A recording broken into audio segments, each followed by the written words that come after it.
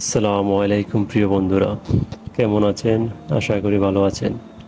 আপনারা দেখছেন Islamic story .bd। রাষ্ট্রপ্রধানের জবাবদিহিতা।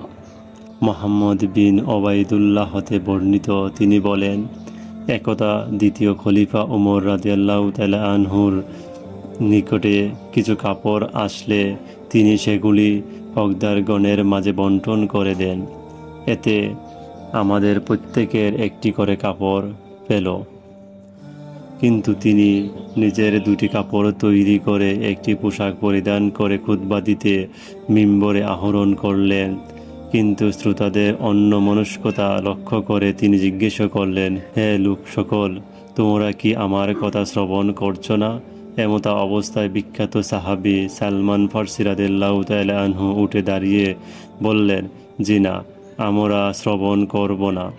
ওমর রাদিয়াল্লাহু তাআলা আনহু বললেন, কেন হে আবু আবদুল্লাহ?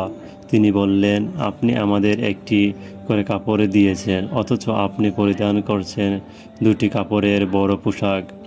ওমর রাদিয়াল্লাহু তাআলা আনহু বলেন, ব্যস্ত হয় না হে আবু আবদুল্লাহ।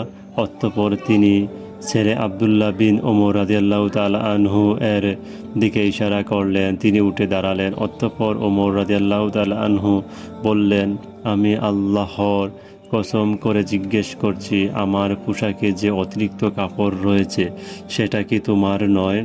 আবদুল্লাহ বিন ওমর রাদিয়াল্লাহু তাআলা আনহু বলেন, জি আমার। অতঃপর সালমান ফারসি রাদিয়াল্লাহু তাআলা আনহু বলেন, এখন আপনি বক্তব্য শুরু করুন, আমরা শ্রবণ করব। ইবনুল কাইয়ুম। শিক্ষা: রাষ্ট্রপ্রধান জবাবদিহিতার ঊর্ধ্বে নন।